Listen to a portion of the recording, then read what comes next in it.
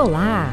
Vamos começar a nossa análise de hoje, 10 de fevereiro de 2026, mergulhando nesse equilíbrio, olha, super delicado do mercado global. A sensação que fica é de uma tensão enorme, sabe? Com forças opostas puxando para tudo que é lado. E o Brasil? Bom, o Brasil está bem no meio desse cabo de guerra. E essa metáfora da corda bamba que a gente tira da nossa fonte de análise captura o momento com perfeição. Porque de um lado tem uma euforia total, do outro uma cautela que chega a paralisar. Vamos entender quem está em cada ponta dessa corda. E aqui estão os dois extremos. No Japão, o mercado está vivendo um otimismo quase eufórico mesmo, enquanto lá na Europa, a palavra de ordem é cautela. E todo mundo, absolutamente todo mundo, está de olho no que vai acontecer lá nos Estados Unidos. Ok, vamos mergulhar nisso. Começando pela primeira grande força em jogo, essa incrível onda de otimismo que está varrendo o Japão. A eleição da Sana Takaichi foi como acender o pavio de um foguete debaixo da bolsa japonesa. A plataforma dela, que o pessoal já está chamando de Takaishinomics, promete uma política bem agressiva de estímulo, sabe? Com mais gastos do governo, impressão de dinheiro para dar aquele gás na economia. E o resultado? Tá aí. Esse recorde histórico que é um sinal claríssimo para o mundo todo.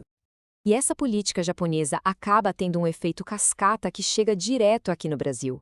Ela alimenta um mecanismo financeiro muito conhecido, o carry trade, criando uma verdadeira onda de dinheiro que vem parar nos mercados emergentes. A matemática é simples, mas é poderosa.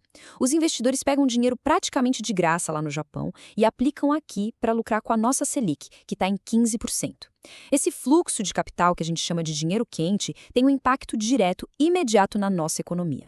Então, o ponto crucial é exatamente este. Ao mesmo tempo que essa enxurrada de capital ajuda a financiar nossa dívida e a segurar o dólar no curto prazo, ela também nos deixa meio que reféns do humor global, porque no primeiro sinal de aversão a risco, esse é o primeiro dinheiro a ir embora, e vai embora rápido, sem pedir licença.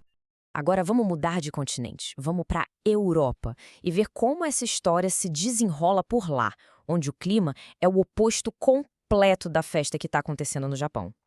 A Europa está, essencialmente, em ponto morto. O mercado está quebrado por dentro. Enquanto as ações de luxo sobem, as gigantes de energia caem. Ninguém quer fazer uma grande aposta antes de saírem os dados cruciais sobre a economia americana. E essa paralisia toda esconde uma fragilidade bem perigosa, principalmente no setor de tecnologia. É um fenômeno que alguns estão até chamando de soft apocalipse. Mesmo com a volatilidade geral baixa, esse setor, que é crucial, está sob uma pressão imensa. O valor dessas empresas está todo nos lucros futuros. E quando os juros sobem, bom, esse futuro passa a valer muito menos hoje. É uma calma aparente que esconde um risco enorme. Agora, saindo um pouco da economia pura e entrando na geopolítica, a gente vê que essa caminhada na corda bamba fica ainda mais complexa num novo campo de batalha. Aqui a gente consegue ter uma ideia do tamanho do domínio chinês. Eles não controlam só a extração, mas, o que é mais importante, eles controlam quase todo o refino dos minerais críticos. Isso quer dizer que o mundo depende deles para transformar a matéria bruta no material que a gente usa em chips, baterias, tecnologia militar, e isso dá a Pequim uma arma estratégica poderosíssima. E aqui está a contraofensiva americana. A Pax Silicona é um plano super ambicioso para basicamente redesenhar o mapa global das matérias-primas essenciais. É quase como criar uma OPEP dos minerais, só que liderada pelos Estados Unidos. E isso nos leva a uma pergunta fundamental sobre a posição do Brasil nisso tudo. A gente fica preso entre a nossa imensa riqueza mineral, que nos torna um parceiro super desejado pela Aliança Ocidental, e a nossa dependência econômica da China, que é o nosso principal cliente. Uma sinuca de bico. E aqui entra outro fator de risco geopolítico na conta. Quase 6% do preço do petróleo hoje não tem a ver com oferta e demanda. É puro medo. Medo de um conflito direto lá no Oriente Médio. É um fio desencapado que pode mudar o cenário global a qualquer momento. Agora, vamos trazer o foco de volta para casa e ver como todas essas pressões globais são, na verdade, amplificadas pelos nossos próprios desafios internos. Essa diferença que a gente vê no gráfico, essa lacuna visual, é a fonte de boa parte do risco fiscal que o mercado percebe. O governo baseia esse orçamento gigante de 6 trilhões de reais numa previsão bem otimista de crescimento. Enquanto isso, o mercado, que é quem financia a dívida, está bem mais cético. Então, o cenário doméstico é complexo. Temos um orçamento recorde em ano eleitoral, o que, claro, pressiona os gastos. Ao mesmo tempo, a inflação teima em não ceder. E isso força o Banco Central a manter os juros num patamar bem restritivo.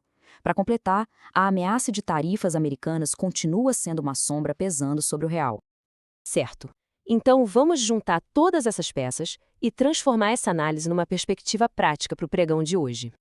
O dia tem dois momentos críticos. Logo de manhã, os dados de inflação aqui no Brasil, mas o prato principal mesmo vem à tarde, com os dados americanos.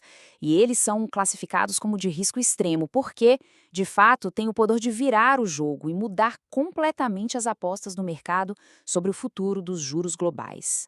Traduzindo de forma bem direta, a expectativa para amanhã é de um viés comprador para o índice da Bolsa, desde que ele se mantenha acima daquele nível crucial dos 184 mil pontos. Já para o dólar, o viés é vendedor, com a tendência de queda, principalmente se ele conseguir romper a barreira dos 5.200 para baixo. Mas, um grande alerta, esse cenário todo pode virar de cabeça para baixo depois que saírem os dados americanos à tarde. E para fechar, uma observação final bem interessante que saiu da análise.